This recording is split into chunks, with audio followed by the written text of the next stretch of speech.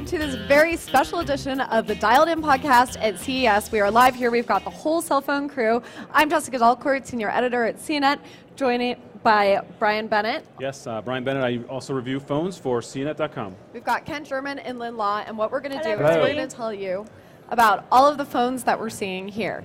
So basically, you guys, what have you been seeing in terms of themes? What's showing? Well, I think we're seeing a lot from minor players, or at least players that we don't really know a lot about. We don't usually hear about at CES. But traditionally it's been Motorola, HTC, Nokia, Nokia had a big thing last year, Samsung.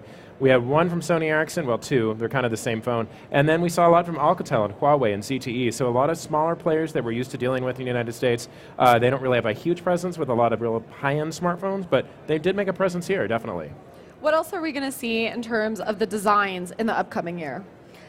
Well, I mean, I can say that I've seen a lot of phones, especially leading up to the show, that have flush screens and edge-to-edge panels, and also a lot of phones with glass, back plates, which can be a little dangerous, especially the way I treat my phones. So well, it's interesting because the Sony Ericsson Xperia Z, I keep on calling it the N for some reason, it does have the glass on the back, which, that came out on the iPhone, and that got a lot of, I think people not complained, but they said, it's really dangerous. There's a lot of people breaking it. So it's interesting they made that choice.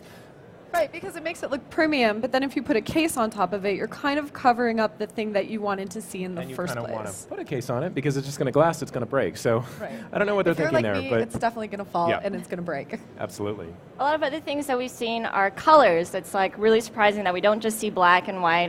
With the ZTE Grand S, it comes in a lot of finishes. There's like a matte and a glossy finish, but there's also yellow, red, pink, and mint blue, and it's very attractive. By your blazer. Yeah.